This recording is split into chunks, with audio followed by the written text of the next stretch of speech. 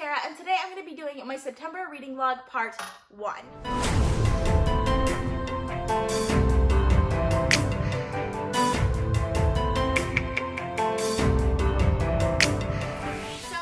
Sunday, August 30th. If you paid attention to my channel, I went missing from YouTube for about 2 weeks. It was a much needed break because I feel like I haven't had like a real break from YouTube. I was doing night shift and like literally the only time I had when I came home, I was using to sleep or was trying to do things, but I was really tired so I couldn't get anything done anyway. I think I've kind of stabilized my routine because I'm going to be on this ship for a little while and I think I've worked it out so I'm not super tired when I get home. So hopefully I can get back to normal in the month of September. And I'm really excited to get into my reading for September because my theme for this month is sci-fi and I've had tons of sci-fi series that I'm just like in the middle of that I need to finish. So I'm gonna try and finish some of them and maybe start a few new series in the month of September. So I'm really excited for this, but it is still August, so I still have some of my August reading that I haven't finished yet. My last vlog was a little while ago, but this one picks up pretty much right where that one left off because I haven't really done any reading in the last couple of weeks. So if you missed that last vlog, I will link it up in the cards for you guys. But as always, I'm going to start out with the books that I'm currently reading. So first of all, for my rereads, I'm currently rereading Before They Are Hanged by Joe Abercrombie. This is the second book in the first Law series. I just finished The Blade itself. I really enjoyed it. More than I was expecting to. I don't know how that works because like I've read The Blade itself twice now. Well, 3 times now,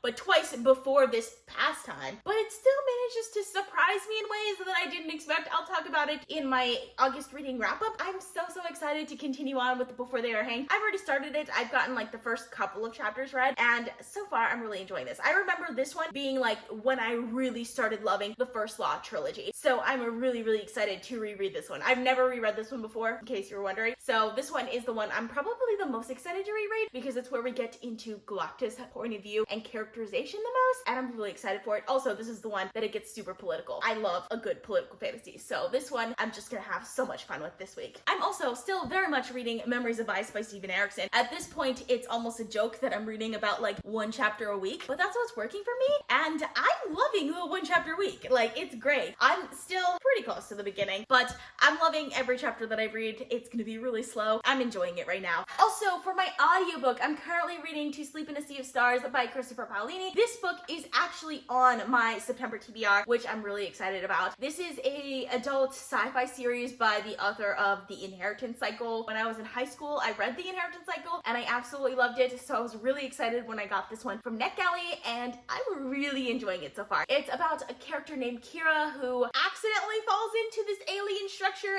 and starts a war with aliens. It's definitely a first contact with aliens story in like the very distant future. It's a very big space opera and I'm really excited to see where this is going. Christopher Paolini's writing style is really interesting in ways that I didn't expect because like there's a particular scene in this book where it gave me a very specific feeling, like this feeling of a nice warm shower after a long hard day. Like I got that feeling from it so quickly and it really surprised me. Like I didn't expect that and I really enjoyed that aspect and I'm really excited to continue on with this book. And lastly, I am still reading House of Earth and Blood by Sarah J. Maas. I'm not super far into this book. I'm right there. The book is not the problem. It's me because I just haven't been reading in the last couple of weeks. Well, I have enjoyed so far what I've read of this book. I did expect everything that's happened in this book so far. It's on the back of the book. There's not that much new stuff that's happened, but I'm enjoying it more than I expected to enjoy a Sarah J. Maas book, which is saying something. So I'm excited for this. I definitely need something that was just easier to read, that I can just read like when I come home and I'm tired, I can read it and still understand what's going on. And this definitely works for that. So I'm gonna continue on with this one. Hopefully I can finish this one kind of soon so I can get to more of my September TBR.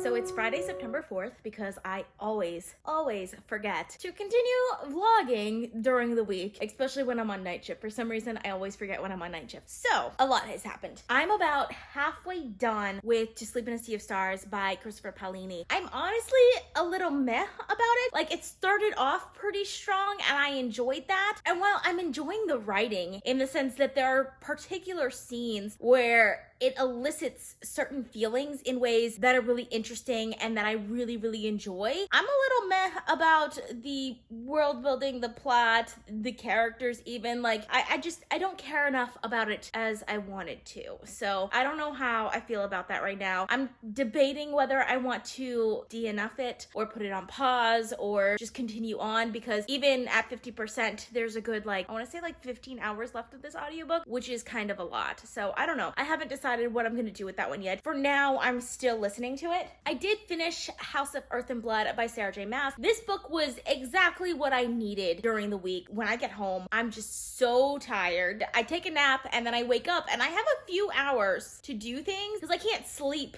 the entire time that I'm at home, even though like I'm tired as soon as I get home. So I have a few hours of like downtime where I really can't do anything because it's like too late in the evening to do anything. So I just read, but I'm tired enough that I can't really focus on anything, which is why House of Earth and Blood was perfect, because it's just so easy to read. I think Sarah J. Maas does a really good job of creating tension that makes her books really easy to read. And I also think that she does a really good job with characterization. Now, everything else about this book didn't really work for me that well. The plot was actually pretty good. I don't like the way the plot was done though. There's a particular thing towards the end that is just such a big pet peeve of mine that annoyed the crap out of me. And like the world building is meh in this book. I mean, it's werewolves and fae and what you would expect from like a typical like paranormal fantasy, but it's set like in a different world. So that's interesting. And there's technology, which I actually think the way the technology was done in this book was really well done, because I usually hate it when there's magic and technology together unless there's something specific about it. And there wasn't really anything specific about it, but it didn't annoy me in this book the way I expected it to. I think I just don't love Maas's writing style, and even though like she's so good at tension, which makes me want to read it more, I'm never quite satisfied with the ending. And I feel like part of it is just I'm really big on consequences when it comes to like things happening. Like for example, if someone loses a limb, yes, it's terrible the moment they lose the limb, but part of what makes it so terrible is they have to live the rest of their life without that limb. It doesn't just heal automatically, and like those consequences don't just go away. And I feel like with almost all of her books, the consequences, they're immediate, but they are healed and they go away pretty quickly. So that kind of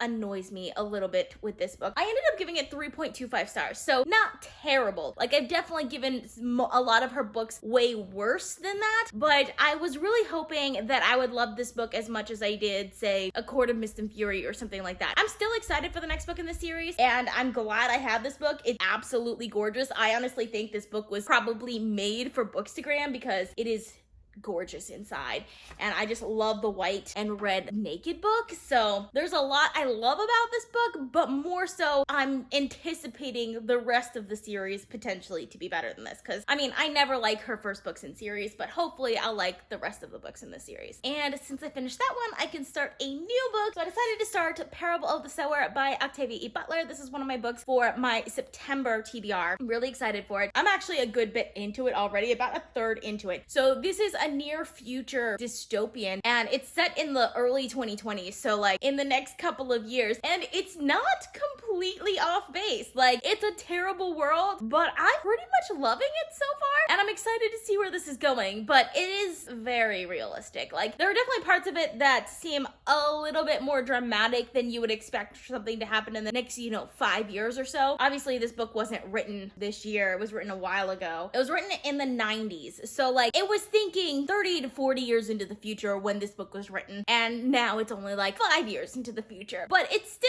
has a lot of the nuggets of reality that goes, you know what? It is possible, maybe not 5 years into the future, but 6 or 7 years, potentially, this is where we could be. So I definitely think this is really interesting, the way this book is set up, and I'm excited to see where it's going. I absolutely love Butler's writing style, and it is incredibly intriguing. So I finished Parable of the Sower by Octavia E. Butler. I totally thought I was over dystopian novels, but this one just makes me want to read so many more of them. I absolutely loved this. This was fantastic. It was so realistic in some ways that that I really enjoyed the aspect of seeing like what would happen in our world in order to get it to that level, which, let's be honest, there's not much more that needs to happen. I mean, even the president in this book is named Donner. There are people looting and setting fires for no reason. People are scared to go outside. Like, so much that works really well in this, but at the same time, it's very much a dystopian novel in a way that makes me really enjoy it. So the main character of this novel, Lauren, is 18 years old, but she is almost like a religious prophet. She reminds me a lot of the main character Lilith from Octavia Butler's other series that I read, Lilith's Brood, which I really like the parallels between those two, except Lilith was a lot older. Lauren is young. She acts older than she is, but she has this sort of like ability that makes sense that she would act this way. I enjoyed this so much. It was fantastic. I kind of want to pick up Parable of the Talents like right away, but I also kind of just want to live in Parable of the Sower for a little bit longer. So I haven't decided what I'm gonna do yet, and I don't know what it is about all of like Butler's books, but they're always so thought-provoking about like what's the meaning of life and existence and things like that. I just enjoyed this so much. So I ended up giving it 5 stars.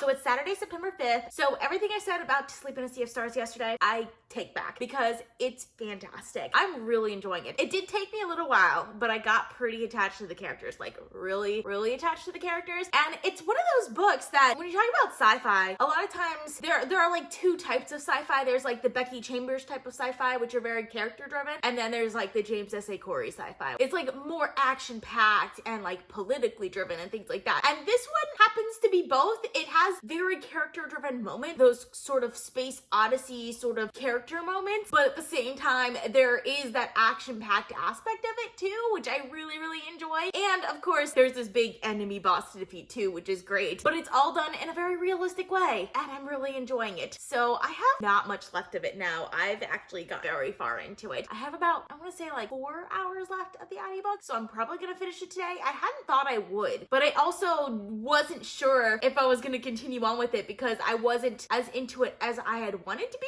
but now I'm super into it. So yeah, I'm really enjoying this, and I'm really excited to continue on with it. But yesterday, I didn't know whether I was gonna continue on with it or not, and I had finished Parable of the Sower, so I decided to start a new book. I picked up The Space Between Worlds by Micaiah Johnson. So far, I'm really enjoying this one as well. So this one is kind of like a parallel world sort of book, and one of the interesting things about this is if you live in another one of these worlds, you can't travel to that world or you'll die because the universe can't handle 2 of the same being in the same world. Our main character, Kara, is interesting because she only lives in 8 of these worlds. She's one of the few people that can travel to many of these worlds. So far, I'm really enjoying kind of like the societal and cultural aspects to this. I want a little bit more out of the sci-fi side of this book, but so far I am enjoying it, and there is a little bit of a twist to the main character, which I really liked as well. I'm not gonna say what it is because totally spoilers, but it is fantastic. It's pretty close to the beginning. Like, I'm not that far into it. I'm currently listening to the audiobook. I do plan to switch to the physical book, but as of right now, I'm listening to the audiobook, and it's really good so far. It is Sunday, September 6th, and last night I finished To Sleep in a Sea of Stars by Christopher Paolini. I love a book that can land an ending, and man, did that book land that ending. It was so good. For the last like 5 hours of the audiobook, it was just action scene after action scene after action scene, and it was fantastic. Like, I thought the book was done. It wasn't done. I thought the book was done again. It wasn't done. It kept going, and I loved every second of that. I do think this book was a little bit longer than it needed to be, because it's like nearly 900 pages. It's 880 pages, and it's a very long audiobook. There's a good, I want to say like 5 hours at the middle chunk, like from the 25% mark to the 50% mark, that I really just didn't care what was going on with the story. But the other 75% of this book, I absolutely loved, and I ended up giving it 4.25 stars. I've also made quite a bit of progress on The Space Between Worlds by Micaiah Johnson. There was a twist that I just read that just like completely changed this book for me, and I am absolutely loving where this book is going, and I'm excited to see what happens. I'm about 50% of the way through, so right smack dab in the middle of the book. But this author does a really good job with her plot. Like, she has some really interesting twists that just make me want to read more of this book. So I'm really excited to see where it's going. I do think there are times where I'm just kind of like, about it, but then like right after that something will happen that I'm just like, ooh, that really intrigues me. So I'm enjoying this a lot as well. So that's all I have for you guys today. I hope you guys enjoyed watching. I post videos on Sundays, Tuesdays, Thursdays, and Saturdays, so consider subscribing. And if you want to be notified as soon as I upload, you can click that little bell icon. If you like this video, please give it a big thumbs up to support my channel. All social media links are in the description down below. Thank you guys so much for watching, and I'll see you guys next time. Bye.